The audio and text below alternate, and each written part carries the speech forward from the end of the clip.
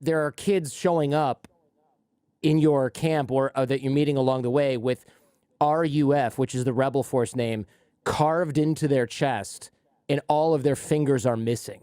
What is the purpose behind something like this? They're also trying to make sure that sometimes when they capture kids and recruited them, they did not escape. So by carving RUF on your body anywhere, if you escape, any other group found you and pulled your clothes off and they saw RUF, they will kill you.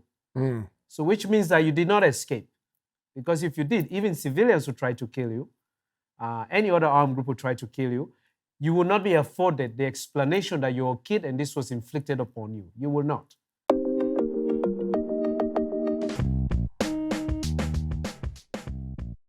Tell me about what you saw early in the war in Sierra Leone. When did you first see violence? Well, I mean, Sierra Leone, when I was growing up, was a pretty peaceful country. And there was no, in my, at least in the part of the world, the country that I grew up in, there was no semblance of the type of violence that came out through the war. The only thing that I had really heard about was when the war was in the neighboring country called Liberia. And we started seeing refugees come in and they would recount what had happened to them.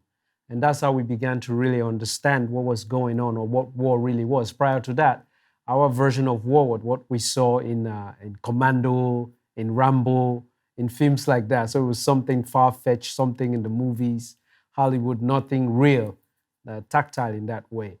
The first time I really saw it was when the war came to my part of the country in the south, and I had gone about 7 miles away from my town, and I tried to go back home and just witnessing people who were running away from war and what had happened to them. Some people had lost family, some people were carrying their children who had been shot, and they were trying to still run away with them. And there was just a kind of restlessness and a kind of disbelief about what had happened. And everything felt different. Even the air felt like it was going to choke you to some extent, So that was my first introduction really to the reality of war. In the book, in one of the books, A Long Way Gone, you write about seeing babies and kids just covered in blood and dead people in cars. Did you realize there was even a civil war going on, or did you just think, well, that's weird, there's people coming that are bleeding? Was it obvious that there was a war, or did you just think, wow, these people have been the victim of a crazy crime? I'm confused. Because it seems like, what I'm used to as an American being here, and our wars are, okay, the news is on, we're at war, it's over there in Iraq or Afghanistan, and this is what's going on, and we just watch it. You're sitting there, and I would imagine it's confusing in the beginning, because you don't really know what's going on, and nobody's able to tell you there's a large-scale conflict. You might just think, these people got robbed or attacked.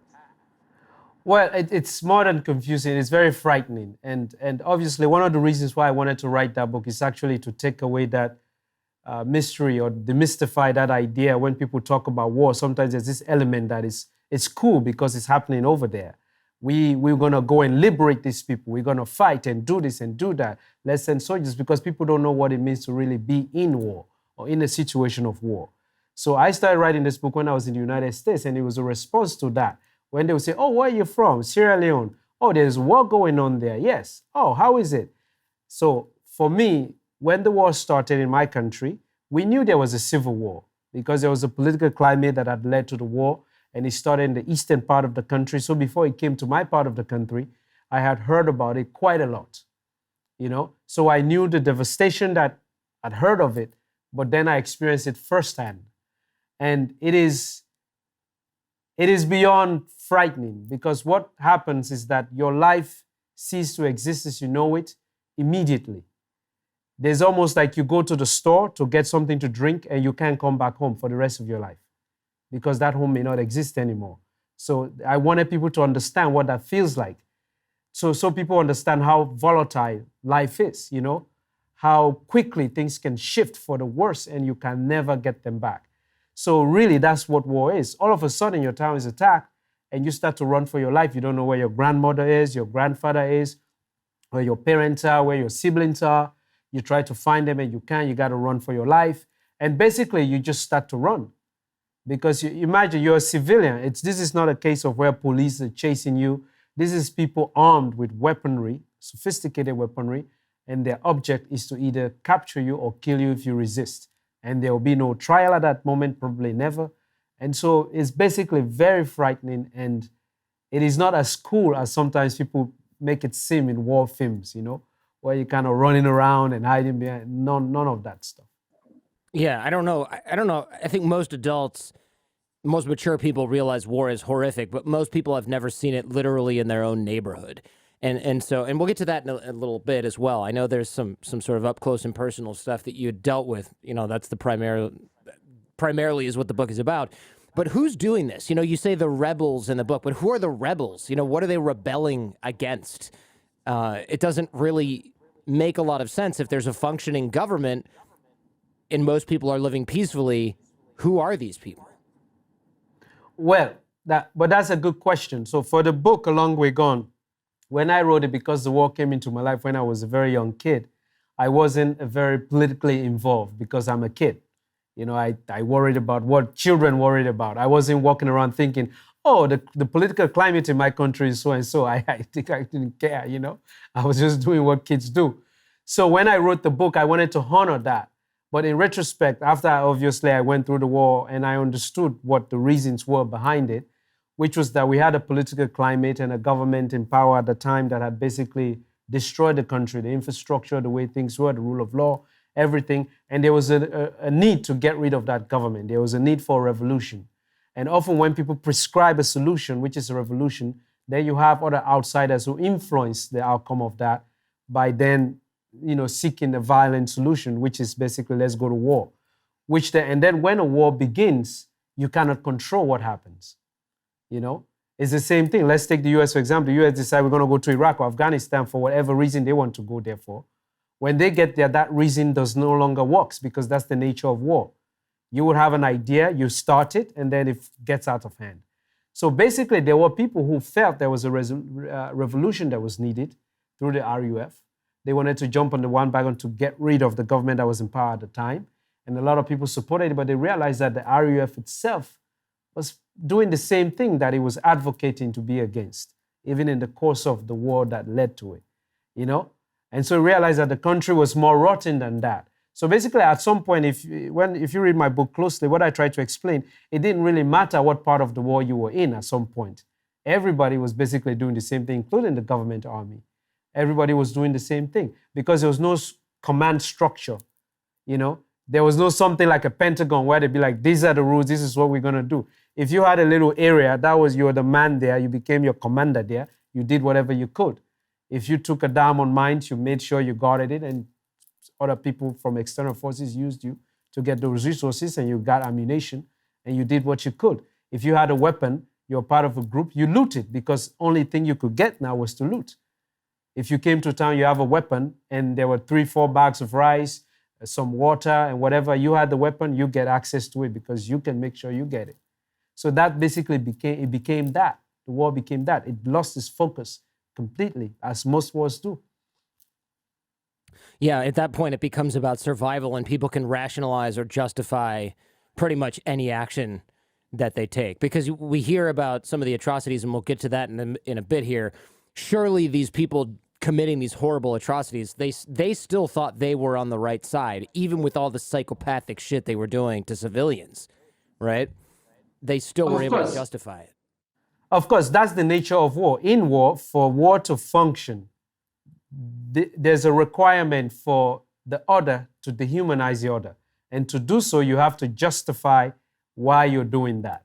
You have to basically say, I'm doing this because, so and so. You come up with your explanation, right? For example, during the war, we're like, okay, we're going to get rid of these guys who are destroying this country. Then it became, okay, those people destroy my town and my village, and we're going to find justice. So we're going to create our own group, and we're going to fight for that. So it just becomes that. The level just, you find reasons to explain your actions that are completely crazy, but you want to, that's why in war, there's always, everybody feels they're a good guy, Everybody feels they're a good guy. even if you fight somebody else, if you're fighting against the rebels think that they are good guys because they're fighting for people. And you feel like fighting against them because they're coming and destroying your livelihood and whatnot. So everybody's a good guy. You know, nobody ever wants to say that I'm the bad guy in the war. I've never heard anybody say that. Everybody says that, well, I'm the one who's trying to fight this war because I want to protect my people. Take what's going on anywhere in the world, right?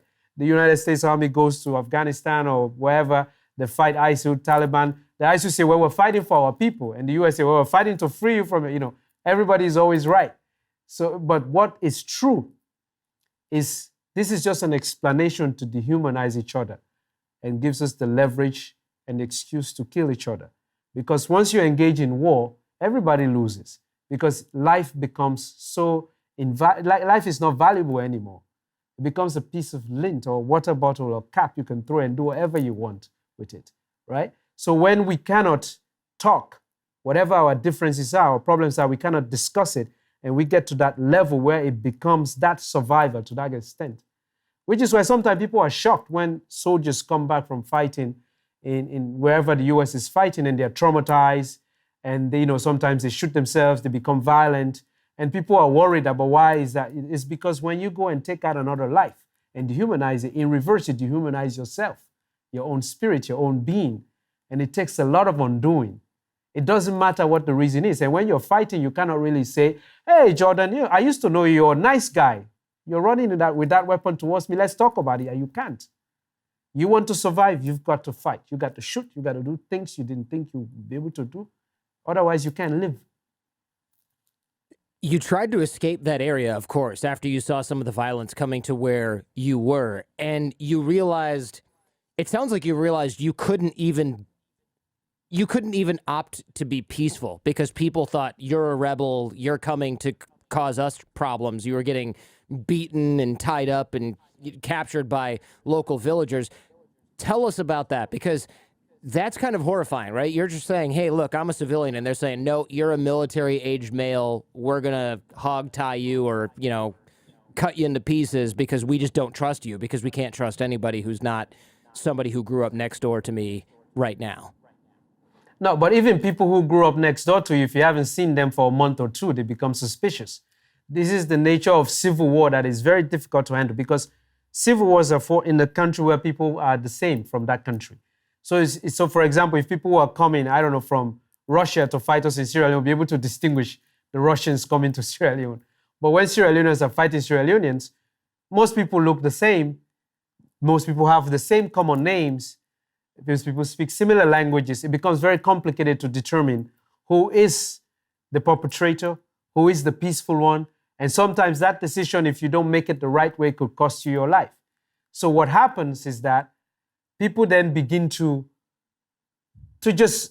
survive, just take the high ground in terms of saying that everybody's bad. Because from there on, you can survive. But if you say, well, maybe this guy used to be good, he's still good, that could cost you your life. So as a boy running, one of the difficulties in the civil war in Sierra Leone that happened was that because they started recruiting children, it changed how people perceived childhood. It changed how people perceive innocence, right? So when you came through a town where there were adults who had survived brutal experiences from children who had been coerced into fighting, who had been drugged, who had been traumatized, when they saw you as a child now, they did not really see you anymore as, oh, this little boy or this little girl who used to run around. They saw you as a threat because they've seen children who look like you who did something to them. So then you have to explain yourself that you're not that person in a climate where that's impossible to do. So that's basically, it became difficult to be a child, you know, because anywhere you came, people could want to either to kill you or to recruit you. So basically, one way or the other, you had to find a way to survive one of them, or you had to join one of them. You really don't have much of a choice. So this is kind of a hellscape at this point, and it, you know, spoiler alert, it gets worse as you go. But you mentioned the lack of trust, and this is a little detail from the book that I thought was very interesting. You were very into rap music, and these villagers captured you essentially. And they found a tape, and they're like, what is this, right? And they start interrogating you. and you're telling them, oh, this is down with OPP, and they're like, what is that, right? So tell me how naughty by nature saved your life in this particular instance. Well, I mean, one of the things, because I was living in the US and I started writing this book, and I began to realize that when people hear about a place like Sierra Leone or other places where there's conflict, they think it's almost on another planet. They don't realize that actually the people there are consuming, particularly your age group, the same content you may be consuming elsewhere. Maybe you'll get to them a little later, some months later than you, but they still are doing the same thing. And so I realized that the same, like a kid born in the 80s, other people who were born in the 80s were consuming the same music I was.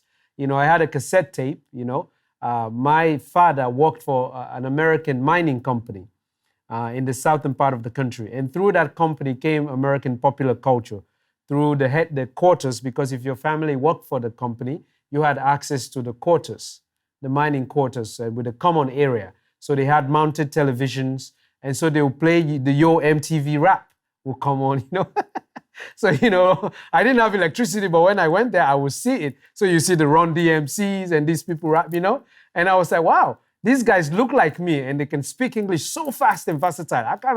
I'm down with them. This is how I was introduced to this rap music. And my older brother, who went away for school, then brought me these cassette tapes with like the OPP, with the Naughty by Nature OPP, and then with the LL Cool J, with the Run DMC. So and it would always be in our pockets. And in those days, you have the Walkman, like the original Walkman, with a battery. And if you didn't want your battery to die, then you had a pen, so you flip the cassette like this to rewind it, and then you put it back in, I don't think this generation even know what that is. They don't. That's funny that you would rewind it manually to save battery, though. I didn't think about that. That's a good idea. Yeah, of course, because the battery wasn't, you couldn't buy it. This is a remote area, so you couldn't just get batteries like that. So you had to make sure when you press play, you were listening to what you wanted. So anyway, these cassettes were always in our pockets because we were also doing the Running Man, the MC Hammer, all of that stuff.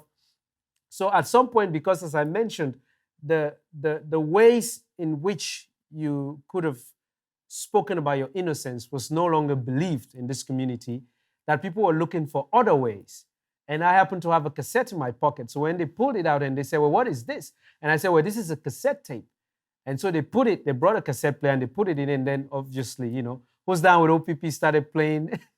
And they're like, well, what is this? And I try to explain to them what it is, It's kind of like a parable. Like guys who kind of say, and they'll be like, well, if it's your cassette, can you mime it? So we know. So obviously I'm there. Who's Down with OPP? And afterwards they put LL Cool J, and I was saying, I need love, And I was thinking in my head, I was like, I really need love right now, but nobody's giving it to me. But hey, I'm still going to do the rap. And afterward, the chief was laughing. They were like, yeah, he's just a kid. So that was what made them believe that I'm a kid, because they thought what I was doing was silly, And so they gave me back my... How did you explain? How did you explain? Were they like, what do these words mean? And then you had to, because I'm imagining you sitting in front of a village of like armed people, tied up with ropes, and they're like, what does OPP mean? And you're like, okay, you're probably not going to like this, but... No, I didn't have to get into the details of what OPP meant at that time. I think it's more... I just said it's the name of the song. I thought that would get me into all other areas, Yeah. So, but I just tried to explain to them the equivalent of this in our culture would be like a storyteller who is very lyrical, who is telling parables and doing things and kind of, jiving with the audience. And so they got that part, So for example, when I was like, who's down with OPP? Hey, you know me. So they'd be like, so it's like a call and response. And I'm like, yeah, like that, So I was just, at this point, I was just trying, whatever they could latch onto, I was trying to go with it because I thought that would make them understand that I wasn't who they thought, I was. I wanted to think of me as whatever I was to save my life. Yeah. So whatever that was, I was willing to go with it, Wow. The idea that you could have been killed except you had a Naughty by Nature cassette in your pocket is pretty wild to think about. Yeah. No, it is. It is. I mean, it's very interesting because, like when I was writing the book, I had to get permission from Naughty by Nature and from Run DMC, from everybody's lyrics I used. So my publishing house reached out to them, and they were like, he can have it. They were like, They were like, you can have the permission. When they heard the story, they were like, yo, man, when Yeah. we were making this music, we didn't think that it would be in that setting to do that for somebody so you can have the permission to use the lyrics in the book, Yeah, they must have been pretty surprised because most of the time when they get a request for lyric permission, it's like, oh, we're going to use this in a video game. We're going to use it in a movie. We're going to sample it for another song. And they're like, okay, write me a check. And they're like, and then there's this other request from this guy who was going to get executed by villagers in Africa, but then he rapped part of your song and they spared his life. And they're like, okay, give this guy a free pass on using the lyrics in the book. No, that's basically what everybody did, and including Run DMC, because I use some of the lyrics too in the book, and I talk about them. And so actually, funny story, I was on my way to Aspen, Colorado to give a talk, to give a reading. And I am sitting at Denver airport, and I see this guy, and I thought to myself, oh, I recognize guy. That's like DMC from Run DMC. And he's sitting at the airport across from me. And I'm like, wow. And so he kept looking at me, and I'm saying to him, man, should I go up and say, yo, man, like when I was a kid, all the way in Sierra Leone, this village in Africa, I used to listen to your song. And then all of a sudden, he's standing over me. And he's like, your name is Ishmael? I was like, yeah. He's like, yo, man, I'm reading your book. Wow. And you're talking about us and all the lyrics and stuff. He was like, where are you going? I'm like, I'm going to Aspen. I was like, me too. I have a concert there tonight. And I was like, yeah, I'm giving a talk there, at the Aspen Institute. And he was like, you know what, man? Do you want to come on stage and tell that story to introduce me? He was like, this would be the best way to ever introduce me as a rapper, because I've never had any of that. And I was like, sure, you sure? He was like, yeah. So, wow. Can you imagine? I could not have even made that story up. I mean, I couldn't imagine. I was like, wow. I was like, all right, I've come a long way from home, Yeah, that's incredible. So you're sitting there thinking, should I approach him? I'm a huge fan. He approaches you. He's a fan. You end up on stage at a Run DMC concert telling this story. I mean, that is truly a charmed, it's got to be a highlight of your life experience to have something like that happen to you. Of course. Yeah. Of course. Yeah. Wow. No pressure though, man. You could, because you're standing up there. I would imagine you're used to telling stories. You're used to media, but going up in front of however many thousand people at a Run DMC concert, that's a lot of pressure. Yeah, it is a lot of pressure. And I was sort of the hype man, Yeah. So I was trying to say, but I come from this country, there's war, but tonight we're not going to talk about war. Yeah. But just let me tell you, like, let's still party, Yeah. There's a story there, but don't worry about it. I'm here now, So which means I survive. It's all good, I was trying to like amp it up like that. Yeah, I can imagine, if the story had kind of gone a little bit toward the dark stuff that we're going to talk about here in a minute, people would be like, yo, whose idea was this? Like, we're trying to, I got like 2 drinks in, I'm ready for a rap concert. This guy's telling me this story. I didn't sign up for this, so it could be a bit, but I can see that how interesting that must have been both for him and to be in your position. But yeah, you probably had to think good and hard about what you were going to say so that you didn't just go off the deep end and start talking about. No, absolutely not. Yeah. I mean, I was just, what I basically was trying to explain to them was the power of the arts. Like when you create something or whatever you create in the world, where you don't know where it goes and what it does to people. And how that playing field is so wide, you have no idea. The things you say, what you put out in the world, who it touches, whose life it changes, whose life it saves. You don't know. So that's basically what I try to talk about, the power of that, Yeah. And it's such a contrast from the reality of your situation as well, right? You're using rap and music as kind of, I guess it's an escape, right? And justifiably so, because you don't have a lot at this point in your life as a kid. Going back to your childhood in Sierra Leone, you don't have a whole lot to look forward to. You're separated from your family, and this is horrible. But I just want to go over some of the atrocities that you were seeing during this time, because it's easy for us to say, "Oh, there was a war going on," but this is very graphic, the things that you're dealing with, and I think it's helpful to get an idea of the sheer inhuman brutality of this conflict. And by the way, if you're listening to this right now with your kids or you're in the car with your kids, I would turn this off and pick it up at another point and put on some Cocoa Melon or something, because this is not going to be a kid-friendly part of the show here. But in the book, and this is just some of the things from the book, there are kids showing up in your camp or that you're meeting along the way with RUF, which is the rebel force name, carved into their chest, and all of their fingers are missing, right? Yes. What is the purpose behind something like this? Is it just a message to others? Is that the idea? Well, I mean, at some point during the war, every other side was trying to show the other that they are stronger, that they are capable of violence more than the other side. This is basically what you try to tell the other person that, or the other group, that you have power over them or that you can bring more violence to them. So you destabilize whatever they hold there. You start with their communities. You come to a town, you get some young kids, you give them weapons, and you have them shoot their grandparents in front of everybody. So from there on, everybody knows you means business. You understand? The idea of war is to bring terror to people. That's it. You know? And how you bring that terror, the more you augment it, the more it shows you're the stronger side. So that's basically what everybody was doing. For the RUF in particular, they're also trying to make sure that sometimes when they capture kids and recruited them, they did not escape. So by carving RUF on your body anywhere, if you escape, any other group found you and pulled your clothes off and they saw RUF, they will kill you. Mm. So which means that you did not escape. Because if you did, even civilians would try to kill you. Any other armed group would try to kill you. You will not be afforded the explanation that you're a kid and this was inflicted upon you. You will not. So this was a way to make people stay. But even in the war itself, as a kid, when I was in the war, to make sure that you complied, they will show examples by killing people in front of you. So you understood that if you didn't follow the order, this is what would happen to you.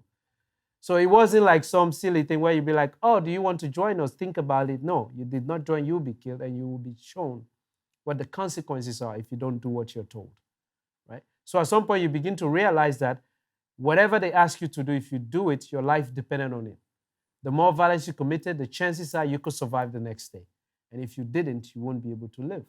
Now, with this maiming and hacking that started in the war, it started because somebody in the RAF had decided that to make sure that the population knows that they will not vote for the next people who wanted to run the government, they will cut people's hands off so that you won't be able to vote. But what they didn't realize that what if that person wanted to vote for the RUF? If they became a political party, they don't have any hands anymore. So what then? So you see, so these things were, again, in war, things don't make sense. It sounds like it could make a great sense, but then when you really think about it, it's just violence being inflicted on people. And sometimes they're also caught in people's hands who are children, who are not of a voting age. So how do you explain that then? You know? And some people that are even caught in their hands had not even registered to vote, or they don't even vote in the beginning. Like I said, the madness of war, it starts with an idea. People think, oh, this is really great. Let's go for it. And then they do it. Thinking, for example, the drugs that were introduced in the war came out of that. They just wanted people to be so high, to not question the violence, that people started taking mismatch of different drugs. So the time, you know, we had all kinds of things that were terrible for our health, but people took it because you needed to survive the violence, you know? Like the brown, for example, you know? Yeah, let's talk about that, because it's very weird to hear that you were doing this brown, which is essentially what, gunpowder and cocaine mixed together. Which, like, why gunpowder? It doesn't do anything. Is it like a folk belief, like almost like a? Is it almost like a wives' tale, a folk belief that, hey, it's for battle, so we're just going to put gunpowder in there? And is that kind of? Well, I think, well, the mixture does something to amp up the effectiveness of the cocaine. Oh, really? Okay. Yeah, it does. I would recommend that you try it. Okay. Don't. I don't have any gunpowder here to mix with my cocaine, so I'm just gonna have to stick there to you have it. There you have it. But there are other weird kinds of mixtures. But it's also, again, there's a little bit of mythology to it, but there's a little bit of reality to it, which is that people are just trying to put substances together so that they didn't have to deal with what they were seeing and doing and being part of it. And whatever could get you as high as possible. So you feel like you're kind of in a long nightmare, you took it, So that's basically what happened. And people just went on with that. And sometimes people got addicted to the violence. There are even situations where people felt like if they drank, blood, it would make them stronger. And they did. People did all kinds of crazy stuff, like in Liberia, next door neighbor, there was a general who was part of a group called General Butt Naked, and he would just go fight naked in war You know, General Buck Naked is his name, or was what you called him? Yeah, General Butt Naked. That was his battle name. Wow. So he would go fight naked. Now, first of all, there's several bad things about that. That's how you know that the person is not correct in the head. If even if you have a clothes on, you can get bullet. You just bullet can pierce you a little bit. Now, if you're naked, there's one thing. Second, you're fighting in the bush. There are lots of mosquitoes and other animals. So it's like, so obviously this person, you know that something is not going up very well there to be like, okay, our unit is going to be called the Butt Naked Unit, and we're just going to go out there. But then they will terrorize people, because imagine somebody shows up well armed, naked in your town. Yeah. How would you even react to that? You're going to be like, who is this? Right. Like, what do we do here? It signals that you're not dealing with anybody with any sort of professionalism that might spare you anything. You're just dealing with a complete crazy psycho at that point. So it's almost like, if soldiers show up uniformed, you might be like, okay, we'll surrender everything. We'll be fine. They're not going to hurt us. They're here to take over. It's fine. We'll do that. But if people show up naked with weapons, you're just like, run, because you know you can't reason with people like that.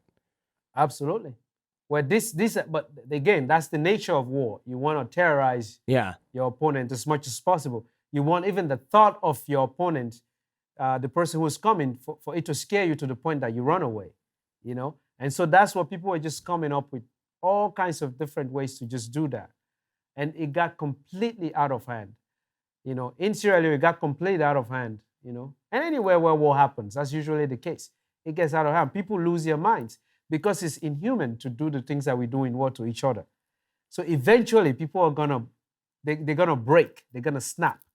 Something is gonna happen to somebody, And if it happen to them at the moment when they're still in the battlefield, then they just go crazy. Or sometimes it happens to them when they've left and gone back home. This is why the transition from a military person to civilian life is very difficult, because how you operate in war is very fast-paced, thinking quickly, making decisions in almost like a nanoseconds, And then you come back to civilian life, and then you have to abide by these rules. Everything slows down. But then your brain is so heightened to see so many possibilities of damage. So as soon as somebody walks past you fast, you think they're up to something. You understand? So that's why when soldiers come back, they lose it completely.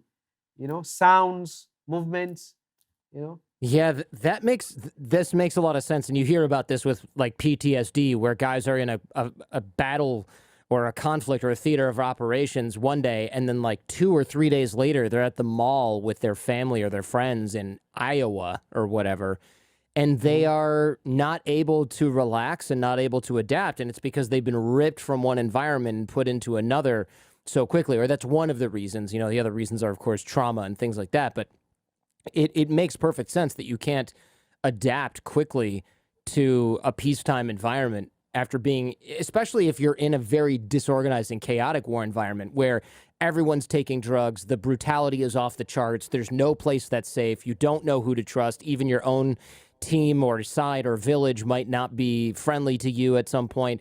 You are also taking these white capsules. What were those? Did you ever figure out what those capsules were that they were giving you? Is it methamphetamine, some sort of speed? Probably some sort of speed. I never figure out what they were, Okay. Again, when I was writing this book, I think this is one of the questions I always was asking myself. I think if you're a journalist, you insert yourself in war, you come prepared. Maybe you have a sample bag to take what you see, make notes, But when you go through the reality of war, of life itself, you're not thinking you're going to survive. So you're not thinking, let me keep one of these capsules. Maybe later I can try to sample it and see what it is. You're just going through it, And when you come out on the other end, you'll be like, wow, how did I come out of that?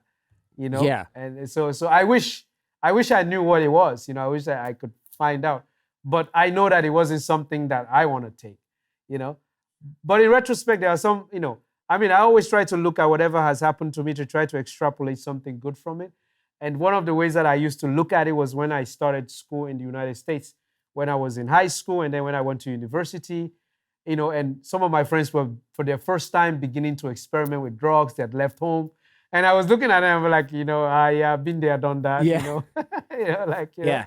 I was taking drugs we didn't even know. Yeah. Exactly, yeah. Yeah. Like, I was taking... It was a complete ball game. knock off Captagon in a battlefield, while my dude next to me is drinking the blood of some other, like, I'm not touching whatever stupid dirt weed you got here, buddy. I'm done with that. Yeah.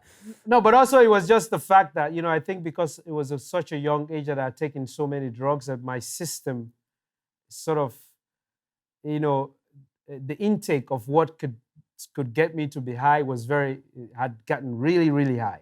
So if I wanted to use drugs in high school or in university, I needed a trust fund for it. Because it wasn't gonna be that I would just do a hit of cocaine and it would work. I would need like bags of it. I'm serious. Yeah. Like I remember when I first my adopted family took me to the dentist, and they wanted to clean my, and they put Novocaine. Like this guy put maybe like 10 shots of Novocaine before he could walk. And he was looking at me like, so where are you from? And I was like, oh, I'm from the East Village in New York. Because I was like, if I say anything else, it's gonna just nobody will believe me. I'm just weird like that, It was like, dude, I've never met anybody. So for me, even on the practical level, I thought to myself, if I start to take drugs, I may need to find a trust fund. Somebody have to. Yeah, you're gonna have to take a mortgage on your house or something like that, or take a loan out. Yeah, I'm imagining this dentist being like, how is it possible that you're still feeling like I can't legally give you more of this painkiller? Exactly. Yeah, this is an unsafe amount at this point. But okay, so during the war, then, if you're taking all these drugs, I assume at this point you're just full on addicted to drugs at this, right? You're not able to function without it at some level. Yes, there is that. And then obviously, and that becomes a new reason to fight. Because then if they tell you whoever town or other group that we're going to attack, they may have this stash. So obviously everybody becomes quite violent because you want it, right? Including the ammunition. You didn't want to come down from the high. But there's also, because you're on the high, you also get addicted to the violence itself, So all of these things go hand in hand. So to the point that that's constantly what you're doing, either drugs or going to war or something happening that is in between those two, constantly. Because if you stop, then everything comes back to you. And then that's going to really mess with you. With your being, you can't sleep, you're going to have nightmares. So you constantly keep yourself moving, being high, engaging in more violence until you're removed from it, basically. Do you know where the cocaine came from in Africa? Because you don't cultivate it in Africa, right? So did it come through Europe or just from South America to Africa? Who was distributing it at this? Do you have any idea? Oh, if only we knew those people who are distributing it. They try to find them to prosecute them, but everybody tries to hide, Mm-hmm. This comes hand in hand with the weapons. Whenever there's war, what you have to realize is that whenever there's a war anywhere, it becomes a place where there are few folks in the world who this is where they come to make money. Because the border becomes very porous. There's no longer a border. So you can go in and out of that country without anybody knowing you were there. So it's not like if you wanted to come into Sierra Leone during the time of the war, that your passport would be stamped to say that you were in Sierra Leone. You could land the plane in the middle of nowhere, in the middle of the night, and offload whatever you wanted, and fly back out, collect your money or collect minerals in return, diamonds in return for it, and leave. So that's why wars continue longer, because people profit from it. So there are people whose business is that. Whenever there's a war somewhere, they come and bring those things that will make the war continue longer so that they can pillage more. So this is, so nobody knows who they are, but people know who they are, but it's hard to find them, to prosecute them. Yeah, this is sort of a sad state of affairs, and a fact of every conflict is that people will go in and take humans out. So you have human trafficking. They'll bring weapons in. So you have arms trafficking. There's drug manufacture because there's no rule of law in the area, and militias need money. So they will manufacture drugs and then distribute them from that area out to other places. Like right now, there's a massive Captagon problem. I don't know if you know what Captagon is, but it's essentially a drug that's manufactured, I think, largely in Syria, and the government is manufacturing it and selling it all over Europe and all over the world because it is something they can make in pharmaceutical factories and sell for hundreds of millions or even billions of dollars, depending on how much they're making and moving. And it's all so that they can profit off of and fund a conflict. So you end up with war profiteering, but you also ended up with some of that profit creating and prolonging the conflict because they're bringing in more resources for each of the sides that are fighting. So it's really, unfortunately, it's kind of a vicious cycle because you don't want, you don't want to cut off your source of funding unless you're winning. Yeah, unless you've won, I should say. And even then, you're yeah, like, well, why am I going to stop the train now? I'm getting rich. yeah. And in our case, in addition to all of what you said, we have natural resources that everybody wanted. We Right. have diamonds, we have timber, we have bauxite, we have so this was the time to get it for free, practically for nothing, you know. So you're gonna fund that person who has captured the area of the mine where diamonds are, and then they're gonna capture civilians who then dig that diamonds for free. So free labor as well, you know. So all of these things were happening. I'd say. But one thing I really want to make clear is because for many years people would always say this whenever you talk about civil wars in a place like Sierra Leone or other countries that have had war, people always think that, well, the weapons are coming from China. Everybody always blames China or former Soviet weapons from Russia, the AK-47s. But the weapons are coming from everywhere, everywhere, including the United States. So, like for example, during the war, we had some M16s, you know, that had been brought in. We had G3s, which are German rifles, you know. You know, we had guns from Israeli Uzis. So everybody was coming to sell stuff. It wasn't just like one bad. Everybody was profiting. There were middlemen making sure those guns were coming in and being sold, and those bullets, because a gun is not effective without the bullets. So there were people making the bullets and bringing them.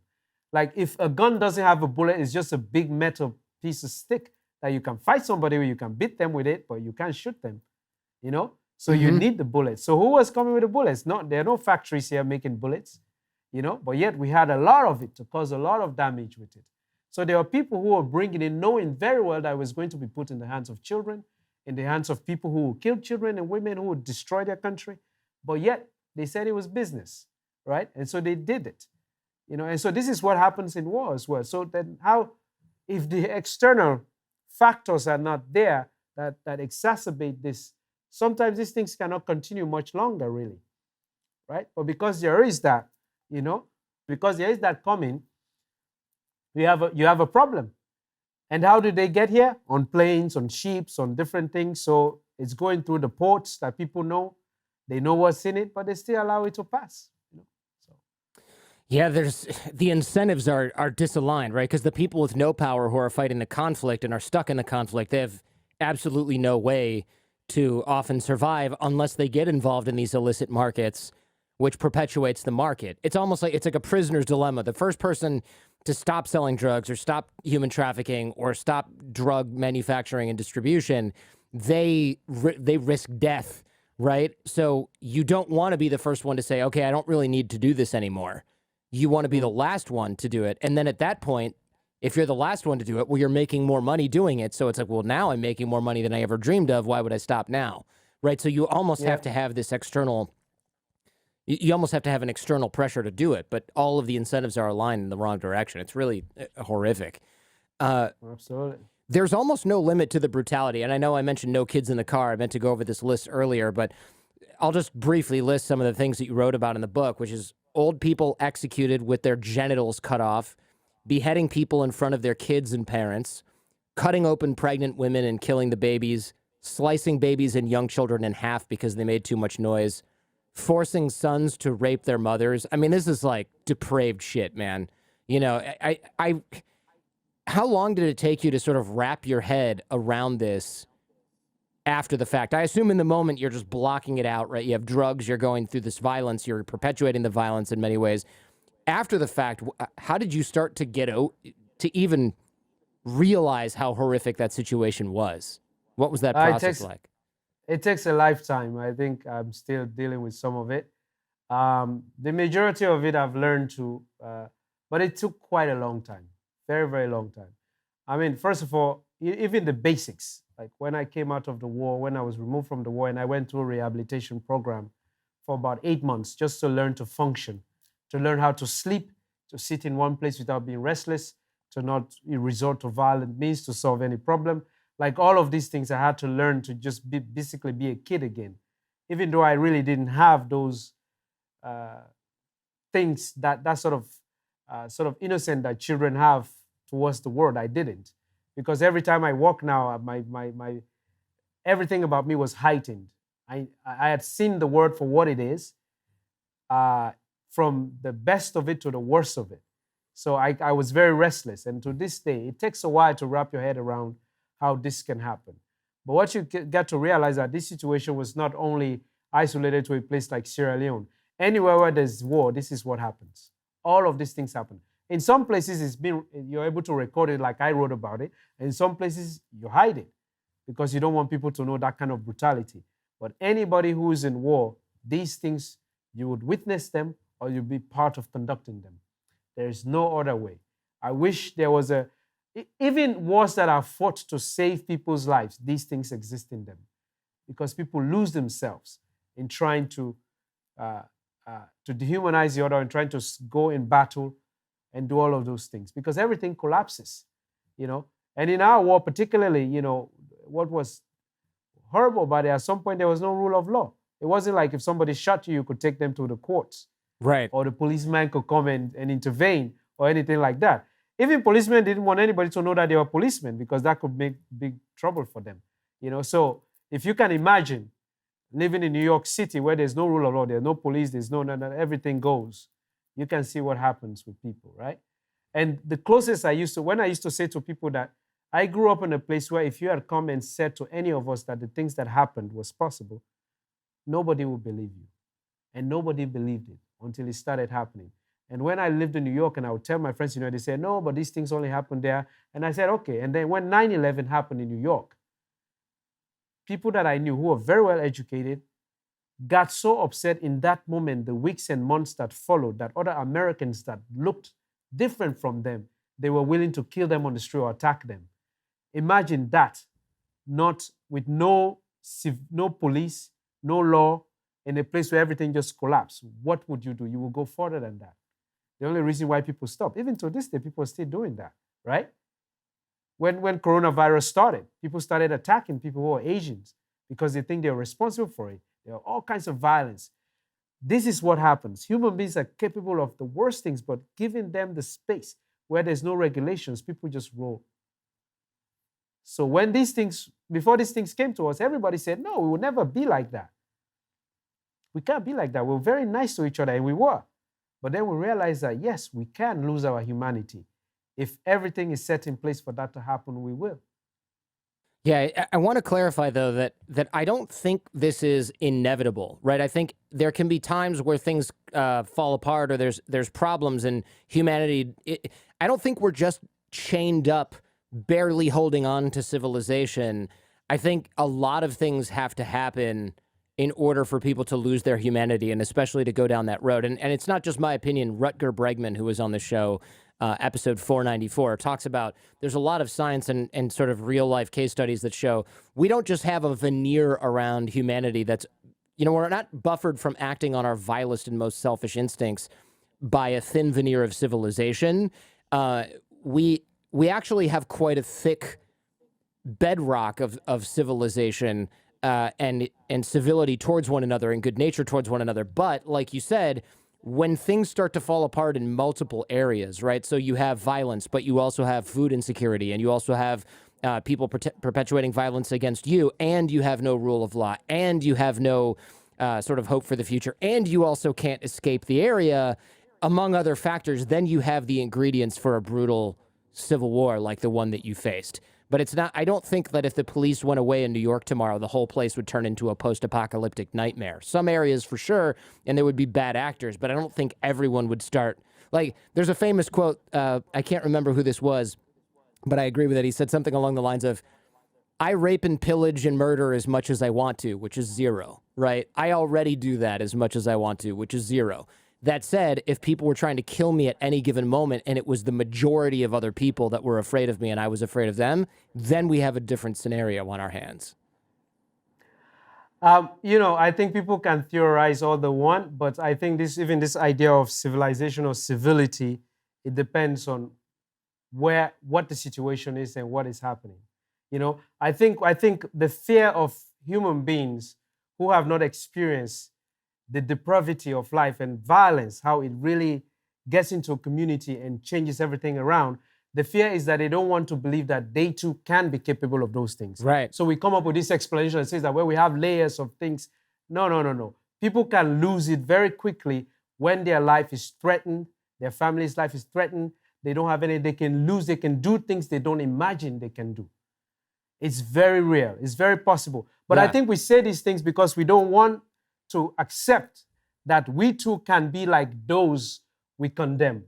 I agree For with you. example, Yeah. for example, let's look at the American Civil War. It wasn't that long ago. Right. The American Civil War was very violent. There was still a level of civility at that time in these United States of America before that happened. But people lost themselves very quickly between the South and the North for reasons. Some people even went to the same school. Some soldiers went to West Point, and all of a sudden they were pulled them from the South and from the North, and they were willing to inflict violence on the other because of an ideology, a small way. You know, think about it. I think we don't want to believe it because we think that then it will make us feel like, well, we are not really as civilized as the other. Maybe it's not about civility. I think it's about when you, like you said, when you push human beings to a corner, when you take away certain things from them, they would go to their most carnal instinct, which is to survive. And survival requires sometimes lashing out. Think about what happened during coronavirus, right? People were going to the stores buying everything they could, not thinking that, hey, maybe my neighbor is old, they need something. Nobody thought of that. They just said, I want the most so that I will survive. Do you see? That, if it's uncontrolled, you know, there are so many other things, you know? This is true, although I will say there's a lot of instances of people helping one another during coronavirus as well.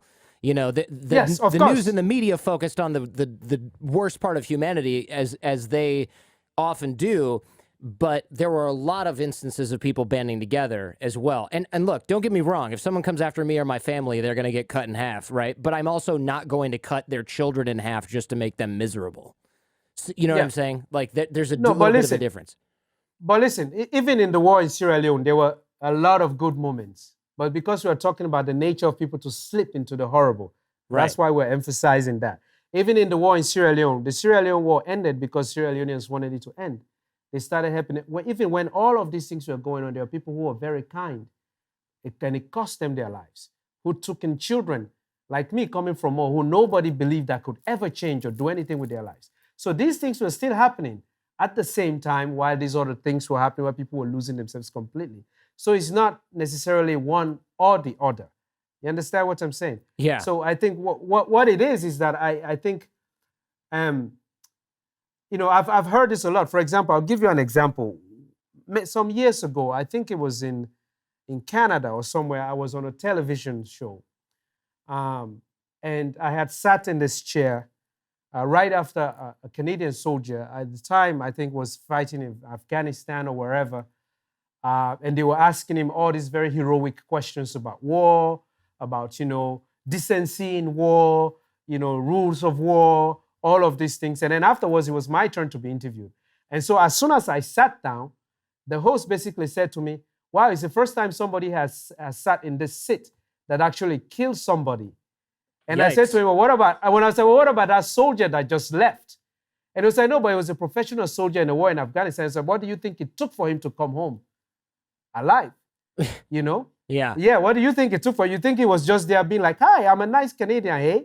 I'm here, you know, let's talk, hey, buddy. You know, no. War is violent. It requires killing somebody so you can live. But I think it's easy to say that where the others are more barbaric to do it like that, we can't. Because often we don't see the wars that are fought on our behalf. So it's very easy to put the hero thing around our people who come. But whereas the way it happens to us is in the naked version, because we see it. So, and there's no hero at the end of the day in war. It's because we all see it. We all see what becomes of everybody in that moment. And some very nice people, decent people who can go back. I have met, you know, I also do this work as a UNICEF Goodwill Ambassador. I've gone to places where I've met warlords that are completely feared by everybody, and they have grandchildren who come running in their arms in the village and be like, hey, grandpa is back, or papa is back, and they love them dearly. But when they enter that bush to fight, completely different. So what I mean is that these things exist everywhere in the world. It's not because some people are there or some people are there, and I think we all have those tendencies. Well, sure. Those situations are ripe, you know. We would lose it. I won't lose it. I don't want to lose it, of course. I've been through it. I came out of it. I have a family now. I don't want to go there.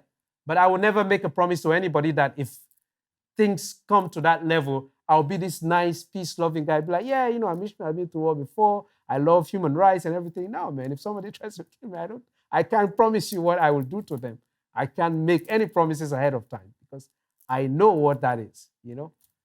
Yeah, I think there's definitely sort of a difference of philosophy on this. I mean, I don't have an opinion one way or the other. I'm bringing the counterpoint from Rutger Bregman that shows, you know, historically humans have not acted on their most base instincts, just given the ability to do so. It does take a lot of the downfall of what we consider civilization before that will happen, right? It's not just, but for the police in my neighborhood, I would be murdering my neighbors because they have a nicer TV than me, right? It's like there's a whole lot that has to happen before that. And it sounds like what you're saying is, yes, there's a whole lot that needs to happen, but those things can happen very quickly and very suddenly without you realizing that they're happening.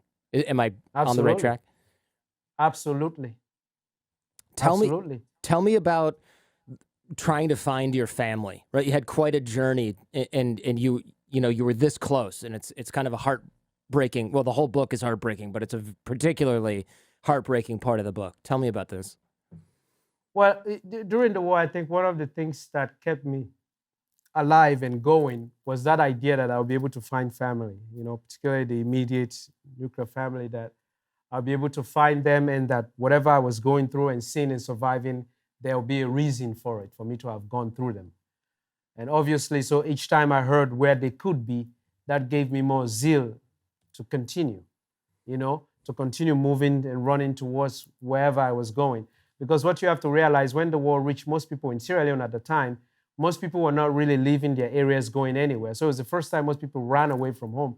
So it's not like, and it wasn't around the time where you have, like, I don't know, a Google map where you could be like, all right, if I go left, I will go to the capital city this way. You kind of just instinctually, you'll be like, okay, there's gunshots coming from that area, so we go this way, you know?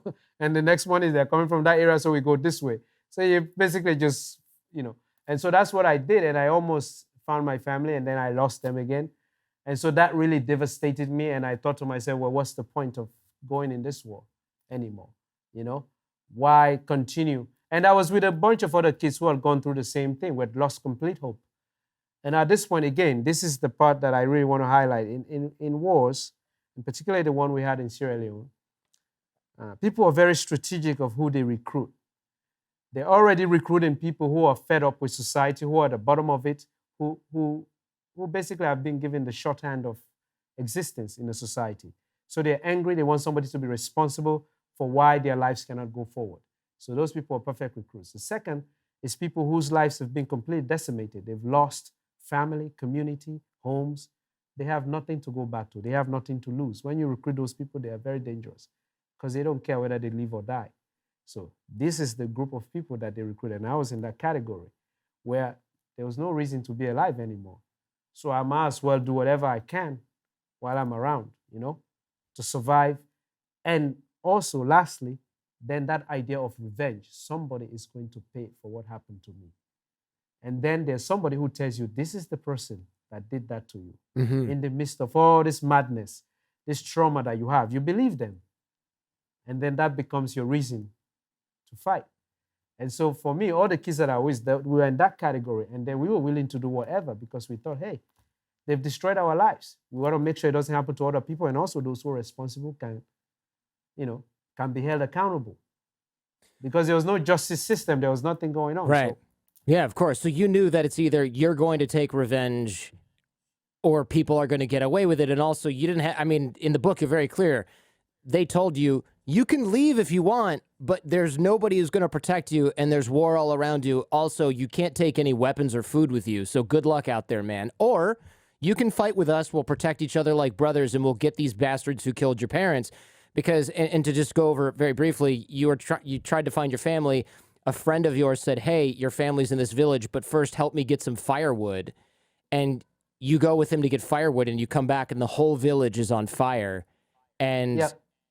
That you just knew at that point that your family was likely in there. And it sounds like afterwards there was a couple of soldiers you saw, and they said, oh, well, we killed everyone. Nobody got away. And they had like human heads in their hand at that point, right? It's just like a scene straight out of hell. So if you hadn't gotten firewood, you might have seen your family again, but also it sounds like you would have been murdered right alongside them, right? Absolutely. But this is also the nature of just war or any kind of violent situation. Sometimes it's the most meaningless thing that saves your life. If it's not your time to die, and for many years, I wish I had gone there because the pain was so unbearable that I wish I was there. And then it would have just ended my own existence and then I didn't have to worry about it, And I blame my friend for stopping me to do that. But at the same time, probably that's what saved my life. Because if I had been there, I wouldn't have survived, And there are so many stories you hear from Vietnam, from World War I, World War II, of moments like that. Soldiers are lined up going somewhere and somebody decides that I really need to go to the bathroom. I really need to piss around the corner, and they stand, and then that's when everybody gets gunned down. Yeah. There's this famous German writer, Hunter Grass, who wrote an article some time ago, I think it was in the New Yorker, about how he was, in the German army, and then his unit was pinned down somewhere, and the Russians were firing at everybody, and they were in a bike store. And the commander said, well, if everybody gets on these bikes, we can just ride across and get a position over there. But his father never taught him how to ride a bike. And he thought to himself, man, I'm going to die because my father never taught me how to ride a bike. Oh, man. And so the commander said to him, well, you wait here. We'll get on the bikes and we get on the other side. When we take the perimeter, you can come. They all got on the bike and they all got killed. The only reason why he survived is because he didn't know how to ride a bike. Like, how do you even, So there are always these moments in war that kind of happen that you're like, all right. You don't like it, but at the same time, it's the thing that saved your life, So sometimes I'm always thinking to myself, well, if I don't know how to do something and something is not happy, maybe there's a reason behind it. I mean, this could also be a reason to be lazy about many things, but, there's a fine line. It is interesting how fate sort of determines those things. That there's a couple of stories. One of the guests on the show recently, his father was a resistance fighter in World War II, and for some reason he had he got stuck on a fence, crawling under a fence, and it took him another 30 seconds or something to get his clothes away from the barbed wire that had caught his clothing. And at that point, he was the last one in the truck that was taking them to go on their resistance mission against the Nazis had started going. And he goes, if I run down the road after that truck, everyone's going to see me and it's going to attract attention. It's going to endanger everyone. So he stayed behind and went back in and looked. And as soon as that truck turned the corner, they ripped through it with machine guns and killed every single person inside because somebody had either ratted them out or they were spotted, I guess, on their way out, escaping from the Jewish ghetto I think it was Warsaw or something along those lines. And a friend of mine who was in Vietnam, he was not well liked by his squad or his platoon. They always picked on him. And he was in some sort of tank driving column situation. And they said, you can't ride on the tank. Screw you, Marty. You've got to walk in the ditch. So they made him walk in this muddy, wet ditch that had water kind of up to his ankles. And he said, my boots are full of water and everyone was laughing at me.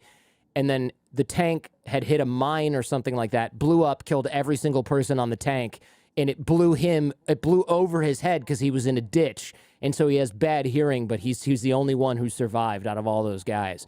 So it's just, it's scary to think how close we are sometimes, even in non-war situations, to not seeing tomorrow. It really is sort of terrifying if you think about it and you let it get to your head. Yeah, if you let it get to your head, absolutely. Like when I live in New York City, even after coming from other experiences, I always thought to myself, it's a miracle every day that you don't get run over by taxi cabs. That's true, especially in New York. Like literally, you're like, how did I even make it through the day, Yeah, any moment, anything. Man, you could be in New York. You could anywhere for that matter. You can be texting and you fall in an open frickin' manhole or something like that, and that's the end of you, man. Absolutely. You see those videos on Reddit of like a kid puts a firecracker into a little sewer grate and like the whole block blows up. It's just insane. Yeah, absolutely. So, how do they train you guys for battle? Because you aren't going through boot camp. You're not a professional soldier. You're just at this point. How old were you at this point? Like 11? 12?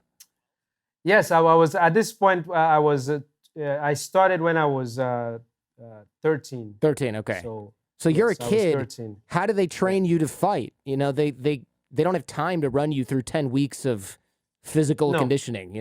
What are they doing? Well, Well, this is the thing about war that is very interesting, particularly a civil war. It's not like professional soldiers, they go to military barracks or whatever, they train for years, they march every morning. No, you are being trained in the middle of war. So clearly, you're going to be going there very shortly, right? So there's that reality that you see already. So you learn on the job.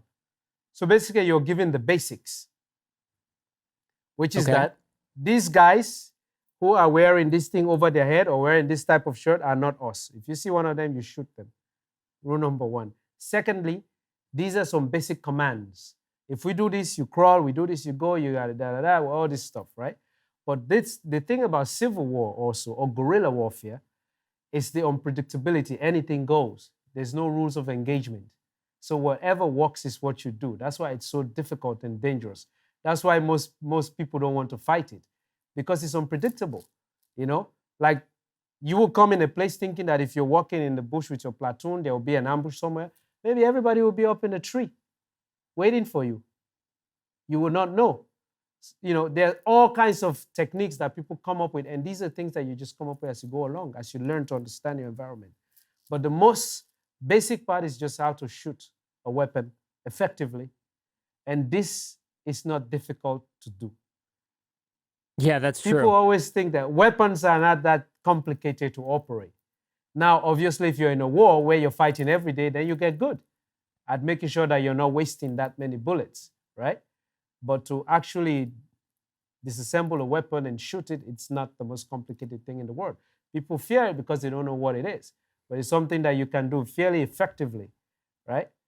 And so, particularly if you have weapons like the AK-47, those very light weapons that little kids at the age of 12, 13, 14, 15, 16 can handle very well, then you have a problem, So this is probably a dumb question, but how do you even know who the enemy is, right? You don't have uniforms. So is it just the 5 guys that you're with are the people are maybe not going to kill you and everybody else is fair game? Yep, that's basically it. You Wow. got it. Like basically it's instinctual. Like for example, if during the daytime you can distinguish, right? For example, the squad that I was with, usually when we go to fight, we all find some type of green cloth and we tie it on our heads, right? Okay. So if you see somebody had a green bandana on their head, they're on your side, right? And also if you come to attack, you usually have a formation or some loose, you have an idea where people are. So during the day, you can see somebody else doesn't have that, they're the enemy. But then take nighttime, for example. You hear fighting, firing. You think you're going to ask, hey, is that my friend over there? Is that John in the bushes? No, you shoot. And then tomorrow morning you check if it was John or not, If it's him, too bad, That's basically the nature of it at the time, So, and that's it, So basically, this is also why a lot of kids, they love recruiting kids, because kids then form cliques. Because children like to form friendship in cliques. And that happens even in the battlefield. So they had what they call small boy units. So which basically means there will be like 10, 15, 20, 25, 50 group of kids who then get to know each other and they fight for each other to keep each other alive. But then they will do whatever the commander tells them. So they become very dangerous, because they know each other, they know where each other are, they fought for a bit, so they kind of know where everybody else is going, And this range from kids from age 9 all the way. And by the way, girls too. In my book, I didn't write about girls because I decided that I wasn't a girl, so I didn't know what it felt like to fight as a girl with the added element of, being sexually abused, being the wife of a commander, and all of those things. So I left that story so that a girl can write about it. So that's why I deliberately decided not to write about it. But there were girls who went through the same recruitment, the same hardship, in addition to other things that happened to them. And they fought, So it was children of every age and every gender. Tell me about the first time that you saw combat. Like you were, I almost say voluntarily, but that's not really what I mean. Tell me about the first time you saw combat where you were involved in the combat as opposed to running from the conflict. I mean, before I was trained to be an active soldier, I'd already seen so much violence that I was already quite traumatized, Yeah. But the first day that we went to war, I think it was the most terrifying thing that ever happened to me, just on the way there. Knowing what we were going to do but it hasn't yet happened, right? Thinking, having this feeling that I was descending into some kind of darkness, into some place that was going to chip away from who I had been, that I would no longer get back truly. That person, I felt that as we were going. And then there was an ambush, and then we started exchanging fire, and people who looked like us were shooting at us. And there was a kid that when we were training had looked up to me. He was next to me. And then, and there was an explosion, and his body flew, and basically his whole entire back frame fell on the stump. And he was scared. There was blood all over my face and everything. And I just lost it. I realized at that moment that, listen, if I don't shoot, I'm going to end up like everybody else who's been killed next to me. So I needed to shoot, and I started shooting, shooting to kill. When I was writing, I was I wanted to be really clear about that when I wanted to write this book, because I don't want people to look at war and underestimate the violence of it. I could have written this book where I came out as like, oh, this good kid who was in a war and refused to shoot and just said no and hid when there was war, but I wasn't that kid. I wish I was. I was not. And most kids who are in war are not. Most people who are in war are not. They will not tell you that because it's hard to admit that. Yeah. But for me, I wanted to write because I wanted people to understand that I was once a kid who loved hip-hop, Run DMC, LL Cool J, learned Shakespeare, wanted to be an economist, and then I became a soldier, and I started doing things that I didn't think I would ever be able to be in the position to do, but I did them. And I want people to see and understand that it's possible, But it's also possible to come out the other end as well. So I really wanted to paint that picture without kind of being like, oh, I could have written a book that glorified me. Yeah, I was this victim who just went around and people ran all over me. No, I wasn't going to do that because that would not be the truth. You mentioned that you didn't really take any prisoners, right? You kill every combatant that you come across. There's no like, oh, lock these guys up. Yeah. No, civil wars don't have Abu Ghraib prison or things like that where, you bring that guy, you put him here, we interrogate him. You don't have that. There is no nature. First of all, when you move through towns and villages, you burn them down completely. So where are you going to take anybody? And you don't have the burden. It's not like you also have rations. You're like, hey, okay, if we have this prisoner, you got to feed him rations. There's not even enough for the people who are in your unit. So why you got to carry somebody around, So these are the things people don't understand about the nature of when war gets to that level. There are no prisoners are not needed. The only time you kept prisoners was so that when you recruited people, they can learn how to kill somebody, practicing on them. That's it. Besides that, there was no prisoners needed. What are you going to do with them? Take them to the next prison cell where, Sure. The whole place is completely falling apart. What about civilians? Well, you're only a civilian until you're no longer one. That was basically the nature of a civil war as well. But also, civilians were determined in the way that as a soldier, you determine who is a civilian when they live or die. Also, if you're a civilian, based on where you are, can make you the enemy of this or that group. If you're behind enemy lines, if you're in a village that is taken by another group,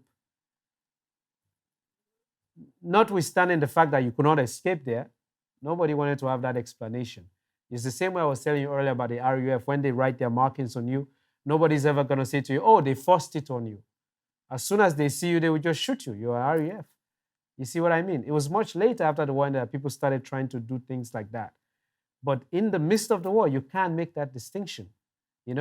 Again, I'll bring it to modern. It's the same thing when people come from fighting in the Middle East and they say, oh, yeah, I saw somebody who had a turban on and they were coming towards me and I freak out. It's like you don't have time to say, well, that could be my friend Abdul or that could be, you don't. Because that's the nature of war. You make one mistake, it costs so many people's lives. So to avoid that, sometimes you just did the most violent possible to avoid that mistake that could cost, your life or other people in your unit's life. You talk about killing prisoners with a bayonet, and then you say, like 2 sentences later, I hoped later I would have time to talk about Shakespeare. This is like a crazy juxtaposition, right? Did you in real time sort of realize how split in half your personality was, or did that only come out later? That only came out later. Okay. When you're in war, you don't have time to process all of that. Right. The reason why you're jumping from one emotion to another is because you don't want to sit in one. It's too uncomfortable. Yeah. And it's actually can kill you. It can weaken you from being in that world, you know? So you switch back and forth. But for me, what I thought in retrospect, what I thought about this was that most of the kids who were in the war, and even some of the adults, our commanders, were people who wanted something to happen to their life. I mean, why would we have a unit of people who know Shakespeare? It means that they went to school before, right? So they were not just people who were uncivilized, didn't go to school, but something happened, and we all found ourselves in this moment. It was also a way to normalize a little bit this madness that we were in. Because when we were talking about Shakespeare, it sounded like we were all in our secondary school classes, right? Talking to a professor, and we talk about it and we banter a little bit. Yeah. Even when we played soccer, it was all of that to normalize the moment a little bit, you know? Even when we watch Rambo films, we were already fighting a war that was more violent than Rambo films, but we watched them to kind of make what we were doing light for us, you know? And we watch Rambo and people be like, but Rambo, he couldn't. We noticed. It was during the war that I actually noticed that Rambo film. I was like, what kind of people are these? There's no way one guy can run around for like 15 minutes shooting one magazine, you know? It's like, Right. well, these guys, they don't know what they're talking about. You know, I remember all of the commanders laughing and saying that these people who made this film have never been in the war. Because this guy just running around by himself shooting that one guy. He didn't change the magazine yet. You have to change at some point. You can't just, he changes too late. But, but anyway. So, but imagine us in that environment, watching that thing and be like, well, Sylvester Stallone is going over there. You know? It's crazy to me. Madness. Like the majority of your training was watching Rambo movies and then actual real life practice. That's so insane. It's just unbelievable. Yeah. Because also for children, you want to make it like it's almost like a child's play for them as well. So you want to see that element of play, even though it's more deadly. So people who recruit children are very clever. That's what people don't realize. They think about this world, they think they're these crazy, mad people. Yes, they are.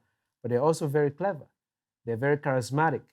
They know exactly where to tune you, what your psychological breakdowns are, what you need to hear at that moment, what you need to be more angry because of what you've lost, what they can deprive you of so that they can give you something and then you can feel beholden to them. They know these things. This is what happens in any other military as well. It's just not as naked as that, you know? You know what in every other life, you have a company, you want your employees to, you know, you have to have a sense of leadership. When you walk in there, everybody sits like they're doing their job, you know? But this is more pared down to a more carnal level, you know? These things are just part of how, you know, and these guys are very smart. And people don't realize that, you know?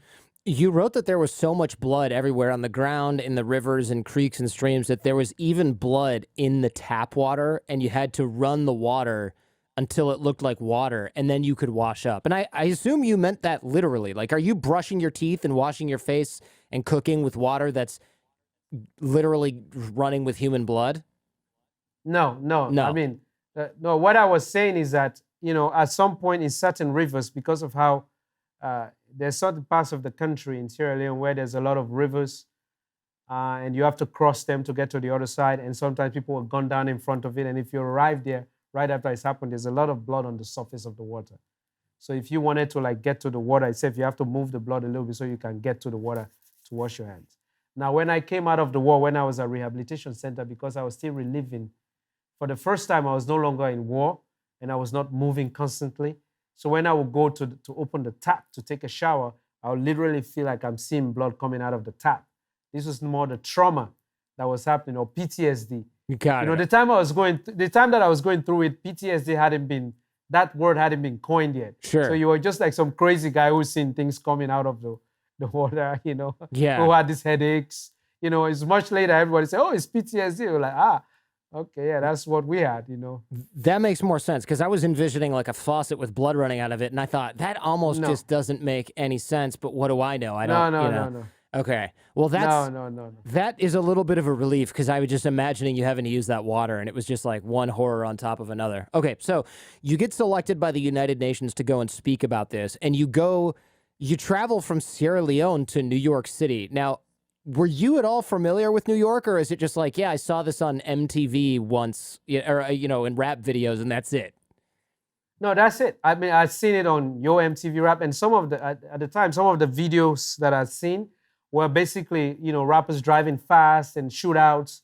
So I actually wasn't looking forward to going to New York because I thought to myself, man, I just came out of a war. I don't want to go anywhere where this is going to be something I have to do again. You know? Right. Yeah, I don't want to go to Queens. It's worse than Sierra Yeah, Leone. yeah. Oh, wait a minute. Dude, you know, I was like, I don't want to go where I have to like run again and fight, you know. But what was very interesting, because I'd come out of this war, I didn't think I would survive.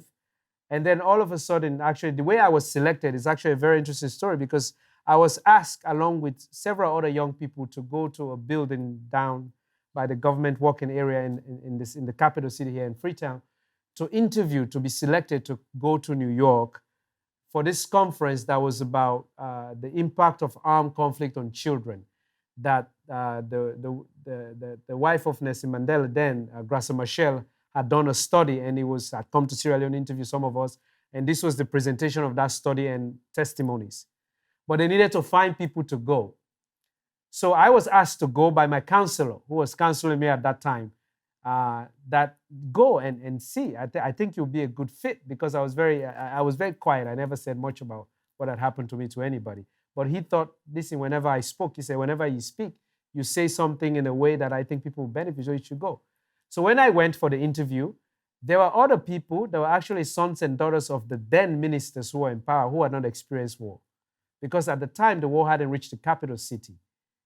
So they were being interviewed to come to talk about things they did not know about, which is some of the reasons that had led to the war, that kind of giving opportunity to people who don't. So I was so upset that I threw some benches and left. I never actually went through the interview. I told them off. I said, this is the reason why there was a war here. You guys are still doing the same thing. That will cause another war here. You don't even know what that is. And I left. And then I was selected as one of the people to go. So I never actually went through the, but I guess they saw the anger that I had. I was like, we better let that guy go over there. Yeah. He's got a really authentic voice. That's what they probably said. He's got a really authentic voice. Yeah. Let's just make sure he's not still crazy. You know, because he just came out of that war. Yeah, you know. Exactly. And it was the first time in my life I had a passport. You know, when war comes to your life, you lose everything. So I didn't have any paperwork. I knew when I was born because I'd gone to school. So they took me, and the government made sure I got a passport through the UN. And I remember going to the American embassy, and there's this guy, you know, behind the glass, his voice coming from the speaker, asked me, you know, how can I guarantee that I can return? I need 2 documents, bank statement and a document that shows ownership of property. And I just started laughing at the American embassy, and everybody was looking at me, why are you laughing? And I was like, this guy's out of touch with reality, you know? Like, seriously, there's a war going on in this country. And at the time, I'm only like 16 years old. I've come from a war. I mean, I told him, let's assume I had a bank statement. Do you think that when there was a war and there was gunshot, I was going from my life, like, you know, let me print my bank statements before I leave, you know? Or let me get my document. I was like, you know, are you serious, man, you know? Yeah, like you're running out of your burning house and you're like, I need my ATM card. I need my ATM card, my bank statement, get those bank details, you know? I'm like, it's like, really? And the only reason why I got the visa is because I had the UN backing, because the guy was kind of frozen looking at me like, what is this kid? And I'm like, listen, man, there's no proof I can tell you the fact that I don't know where I'm going. I've never even thought I'll go to New York. I've never even been on a plane in my life. So, I mean, I have no intent on staying there until you brought it up. Now I'm thinking about it, you know? Yeah. You know? Like, oh, you mean, I never thought about the idea that I could just never get on the plane. I can just come back, you know? And I thought I was funny, but, you know, people who work for the government, particularly in immigration, they have no sense of humor whatsoever. No, they do not. And they have none. You're like, no, man, it's cool. I'm going to be a rapper. I got a plan and everything. I got a plan. There's a record company waiting for me. Right. No, but anyway, so we finally got the visas and everything. And then also, then they got us these suitcases, like big, you know, rolling suitcases. And I just come from this one. At the time, I only had 4 pairs of clothing, you know, 2 long pants and shirts that went with it, and 2 short pants. So I could have probably wore everything and sat on the plane with all of them, and I still look like nothing was going on, you know? So they got us this big suitcase, and I remember going to the airport with this empty suitcase with those few things I had in it, and just having them check it in, and then looking at me kind of like, okay, why is he checking in an almost empty bag? You know, it's like, yeah, maybe I'm going to get some things over there and bring them, you know? Yeah. Anyway, we got on this plane with a chaperone who was coming with us, who also, I don't know why he was our chaperone, because it was also his first time going on a plane on a trip. So I'm like, well, who is chaperoning who? Yeah, Why no we go kidding. with this guy who he doesn't know anything like that? So we get on this plane, myself and another kid who was also a former soldier. It was a KLM flight from Freetown, then to Amsterdam, to Schiphol Airport in Amsterdam, and then from there to JFK. We sit on this plane, and the plane starts to take off, and it's cold on the plane. Like I'm saying, this is the first time in my life that I felt cold so much, my teeth were chattering. And it was because the AC was on, Yeah, you know, the the thing on the AC. top. Yeah, I didn't know at the time that these things, you could turn it on, you could regulate it. So I'm literally sitting there thinking to myself, I gotta jump off this plane. Literally, I was thinking that. I was like, I gotta jump off before we actually leave the airspace of Sierra Leone, because I knew even if I broke my leg, I would be guaranteed warm weather. So I'm going to jump off. And I started thinking, and I whispered to her, I said, let's wait and see. And then the flight attendant gave us a blanket. She realized what was going on. The whole thing was complete. It's like we're going to another planet. I never imagined I would be going. And we came to New York. It was in the winter Oh my of God. nine. That must have been a Nobody wake-up told call, us. man. New York in the Nobody told winter. us. And also, our chaperone didn't know where we were going, so none of us had any jackets. So we got out of the plane at JFK, and we're standing by the door, and there are these white things falling out of the sky. And I'm thinking to myself, well, that's strange. I've never seen that before. And my friend said, no, you've seen this Christmas film. It must be Christmas. Because, you know, this Christmas film that I've seen before, things like that fall out of the sky. And I'm like, so maybe it's Christmas. But how come it's not Christmas where we're coming from? You know? Anyway, we stepped outside. It was so cold, I felt my face was going to fall off. I said, I want to go back. So, contrary to what people say that when immigrants come, they want to stay, I wanted to go back. I was like, I'm going back to warm weather. This is inhumane. Nobody can live in this environment. I wanted to go. I was like, I can't be here. You know, I fought in the war. I survived. I'm going to die here in this cold where I can barely walk. I was like, no way, man. You know, and so that was basically my... Oh man, this is quite the story, and there's more in the book as well about, you know, you returned to Sierra Leone, had to essentially escape again. I mean, it's just it's. I'll go over some of it in the show close, but it's just absolutely insane. The idea of having to escape your home country again after this civil war, it really was. It really is just such a harrowing tale, and you know, I don't want to keep you too much longer, but look, you've since returned to Sierra Leone, right? It's a safer place now. Is that where you are now? Yes, I'm actually speaking to you from Freetown, which is the capital city right now. I moved back here with my family. I have 3 kids now, so I mean, clearly you can see that it's been a lot. I went through it. Yeah, I you have survived. better internet made than I something do. of myself. Yeah. Yeah, this. So now you've got 3 kids of your own. I wonder, going through a traumatic experience like that, there has to be a part of you. Well, I should ask it this way. Is there a part of you that's at all worried that something like this could happen again to them as well? No, because I think because I've lived in it and I can see when such things are going to happen, I try to raise them in environments that they would not have to go through that, you know? Because, you know, for me, I think as their father, I think there's one person in their family line that I've experienced that, and that's enough, you know? I don't think they need to, you know? Now they go and live in places where there are not certain things that they're used to. For example, before we moved there, we were living in Malibu. So these are my Malibu. kids. Wow. Yeah, Well. we moved from Malibu to Freetown. I don't think you see that travel pattern No. very often. That's probably the only people who bought that ticket, you know. But what I'm trying to say is that I try to raise my kids because, you know, I've done something on myself in privilege, but having them also aware that they have privilege, having them aware that it's not like that for the rest of the world, having them appreciate the privileges they have. And I think everybody's children should have privileges. They should be raised well. They should be able to thrive well. But just as awareness that not everybody has that. And what do you do with that? So we try to raise them and travel with them in spaces that they can see and understand those things, you know? And my eldest is 7. She's almost 8 in February. And she's beginning to ask me questions about things, you know? Like I remember when she was, for example, 5 years old, she was in school. and they were doing a Greek play, and she chose Athena, the goddess of war. And she asked me, so what is the goddess of war? And I'm like, Ooh. you should talk. As I talk to your mother, she'll Yeah. explain to you, you know. Like, I'm not ready for this one.